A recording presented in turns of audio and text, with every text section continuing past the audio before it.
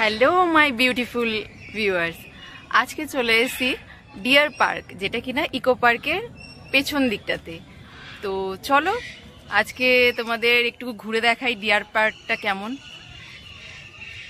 Deer পার্কের এটাই হলো এন্ট্রান্স। এখান থেকে এন্ট্রি করে আপনাদেরকে পার্কের ভেতর যেতে হবে।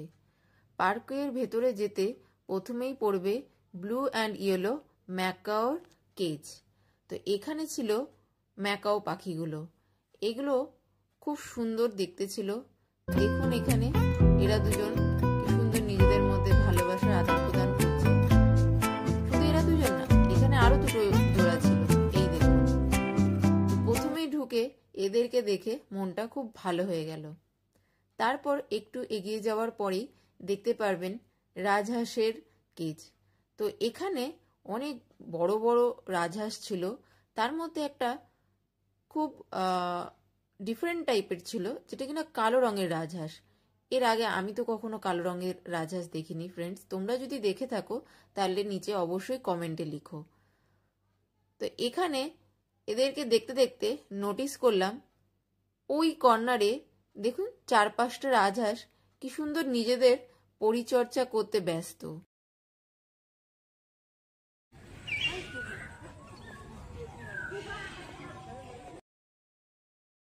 বোর্ডের এই লেখাটা আর ছবিটা দেখে আপনারা অবশ্যই বুঝে গেছেন এখানে কি ছিল। এখানে ছিল এই দুজন জিরাফ মহাশয়। এরা দুজন কন্টিনিউ একবার এদিক একবার ওদিক, একবার এদিক একবার ওদিক। মনে হচ্ছিল যেন এদেরকে কেউ পাহারা দেওয়ার জন্য রেখে দিয়েছে, কিন্তু বেশ ভালোই লাগছিল এদের আনাগোনাটা দেখে।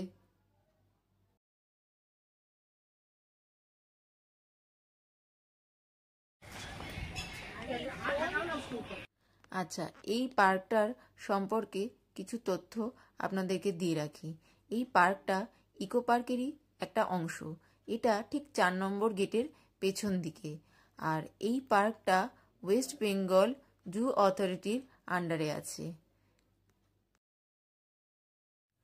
আচ্ছা, বলে রাখি এই পার্কটা ডিয়ার পার্কের নামের পাশাপাশি হরিণালয় বলেও অনেকে চিনে থাকে।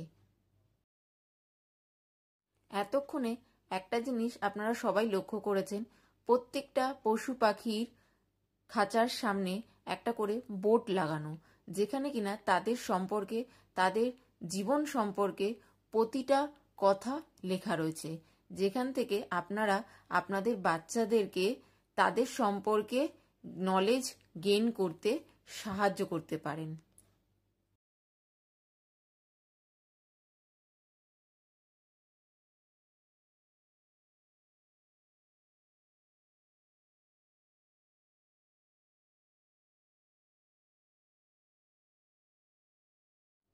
পার্কের ভিতর ঘুরতে ঘুরতে হাঁপিয়ে গেছেন, খিদে পেয়ে গেছে? টেনশন নেই, এখানে একটা ক্যাফে আছে, ছোটখাটো, বেশি বড় নয়। চাইলে আপনারা এখানে বসে ছোটখাটো চা, কফি অথবা খাবার দাবার খেতে পারেন। এটা ছিল আমেরিকান প্যারট। এইগুলোর টেলগুলো মানে লেজগুলো একটু ছোট ছিল। আমাদের ইন্ডিয়ান প্যারটের মতন অত লম্বা লম্বা লেজ ছিল না। আর এগুলো লাল, হলুদ, সবুজ এরকম 3-4টে রঙের দেখতে পেয়েছিলাম। আচ্ছা, তো আজকে আমি একা আসিনি, আমার সাথে এসেছে আমার বান্ধবী মণিদীপা। তো চলো ওর কাছ থেকে একটু রিভিউ নিই যে পার্কটা কিরকম। হাই। তো তোর আজকে এখানে এসে কিরকম লাগলো? অসাধারণ। কজ এর আগে অনেকবার ইকো পার্কে এসেছি, বাট এটাতে কখনো ভিজিট করা হয়নি। অনেকদিন আগে একবার ভিজিট করেছিলাম, তখন এটা আন্ডার কনস্ট্রাকশন ছিল। সো এখন এসে সাথে আমার বাচ্চাও আছে, তো ও খুব আনন্দ পেয়েছে। আর তোর সাজেশনটা সত্যিই খুব ভালো ছিল, থ্যাঙ্কস। এটার জন্য তো অবশ্যই থ্যাঙ্কস। আর নেক্সট টাইম আবারও আসবো। তাহলে কি বলছিস, আমার ভিউয়াররা এখানে এসে দেখতে পারে? অবশ্যই, বাচ্চা থাকলে তো বাচ্চাদের খুবই ভালো লাগবে, আর বড়দেরও সত্যিই খুব ভালো লাগবে। তাহলে শুনলেন তো আপনারা, যারা একটু মানে অত দূর জুতে যেতে চাইছেন না, যারা কিনা নর্থ কলকাতার সাইডে থাকেন, তারা চাইলে এখানটাতে আসতে পারেন। এখানে হয়তো জুয়ের মতন অত পশু পাখি নেই, বাট যেটুকু আছে আপনাদের বাচ্চাদেরকে দেখানোর জন্য যথেষ্ট। আর তার সাথে এখানকার যেই পরিবেশটা সেটাও খুব ভালো। শুধু বাচ্চা কাচ্চা না, আপনারা চাইলে আপনাদের বন্ধু বান্ধবদের নিয়েও আপনারা আসতে পারেন। তো আসুন, দেখুন, ভালো লাগবে আশা করছি। আর একটু আগে আমার পেছন থেকে যারা গেল সেটা ওই আমার বান্ধবীরই ছেলে ছিল। তো চলো তোমাদেরকে তারও একটু দর্শন করিয়ে দিই।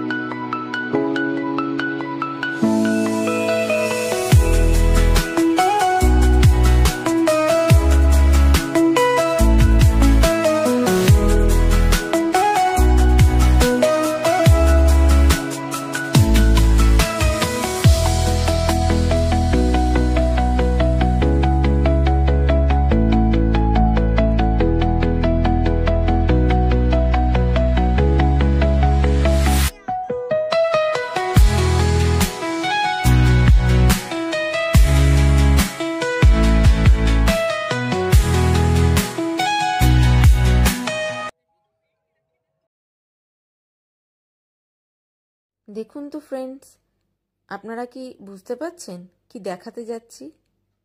হ্যাঁ, ঠিক ধরেছেন, এই হলো সেই চিতল হরিণ। এই হরিণগুলোকেই আনা হয়েছিল পার্কে প্রথম। আমি যখন প্রথম এই পার্ক দেখতে এসেছিলাম তখন এখানে মোটামুটি 20 থেকে 25টা হরিণ ছিল। আজকে সেটা 40 থেকে 50টা হরিণে এসে দাঁড়িয়েছে। এখানে সব জীবজন্তুগুলোই দেখতে সুন্দর, কিন্তু তার মধ্যেও এদের সৌন্দর্য পার্কে একটা আলাদা মাত্রাই এনে দিয়েছে।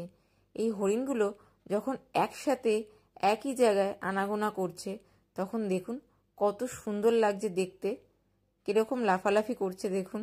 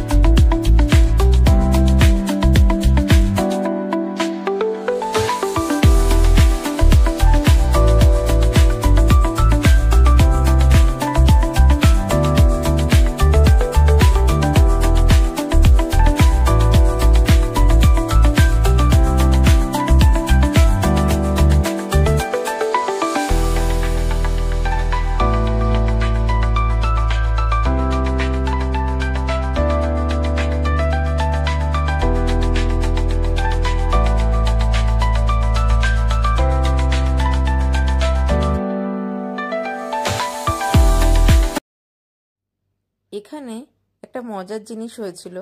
প্রথমে এই ক্রোকোডাইলটাকে দেখে আমরা ভেবেছিলাম হয়তো সিমেন্টের, কিন্তু যখন দেখলাম ও চোখটা খুলে তাকালো তখন বুঝতে পারলাম যে না, ভুল, আমরা এটা আসল ক্রোকোডাইল। তো ওখানে আমরা কিছুক্ষণ দাঁড়িয়ে পর্যবেক্ষণ করার চেষ্টা করলাম ও কি চোখটা নাড়ানোর সাথে সাথে একটু লেজ, একটু হাত পাটা নাড়াবে। ক্রোকোডাইলের নড়নচড়ন তো আর দেখতে পারলাম না।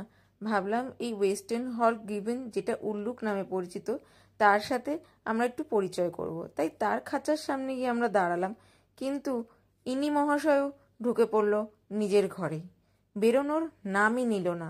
যতক্ষণ আমরা ওখানে রইলাম চেষ্টা করলাম যে যদি উনি এসে একটু আমাদের দর্শন দেয়, কিন্তু উনি ওনার ঘরে বসে বসে হাত পা নাড়িয়ে আমাদের ওইটুকু দেখিয়েই সন্তুষ্ট করলো। পার্কের উদ্যোক্তাদের এই চিন্তাভাবনাটা আমার খুব ভালো লেগেছে। তারা খুব বুদ্ধির সাথে এখানে বাচ্চাদের জন্য একটা প্লেগ্রাউন্ডেরও ব্যবস্থা করেছে, যেখানে বাচ্চারা এসে মনের আনন্দে একটু খেলাধুলা করতে পারবে। আজকে আমি ডিয়ার পার্কে এসেছিলাম, তো সেটাই তোমাদের সামনে তুলে ধরলাম ভিডিওটাতে। জানি না কতটা কি দেখাতে পারলাম, তোমাদের কতটা ভালো লাগলো। আশা করছি তোমাদের পুরো ভিডিওটা দেখে ভালোই লেগেছে। তো অনেক অনেক লাইক করো, কমেন্ট করো কীরকম লাগলো আজকের ভিডিওটা। আর নতুন যারা দেখছো তারা অবশ্যই সাবস্ক্রাইব করো বেল আইকনটা টিপে। আর জানি না কতটা কি দেখাতে পারলাম, আশা করব পরবর্তী সময় আরও সুন্দর সুন্দর ভিডিও, আরও সুন্দর সুন্দর ভালো ভালো জায়গা তোমাদের সামনে নিয়ে আসার জন্য ভিডিওর মাধ্যমে। আর আজকে যেটা দেখালাম সেটা খুব সুন্দর একটা জায়গা, যেখানে কিনা বাচ্চা থেকে বুড়ো সবাই মিলে আসতে পারবে। এখানে যেরকম আপনারা আপনাদের বাচ্চাদেরকে নিয়ে আসলে বিভিন্ন পশু পাখি সম্পর্কে জানাতে পারবেন, সেরকম তাদের সাথে একটা কোয়ালিটি টাইম স্পেন্ড করারও জায়গা পাচ্ছেন। যেরকম একটা প্লেগ্রাউন্ডও ওখানে রয়েছে, খুব সুন্দর লাগলো, যেখানে আপনারা বাচ্চাদেরকে পড়াশোনা শেখানোর মাধ্যমে খেলাধুলাও করতে পারবেন। তো অবশ্যই আমি বলবো যে আপনাদের বাচ্চাদেরকে নিয়ে, পুরো ফ্যামিলিকে নিয়ে এখানে আসুন, সময় কাটান, ভালো লাগবে। তো আজকের মতন এটুকুই, পরের ভিডিওটা পরে নিয়ে আসছি।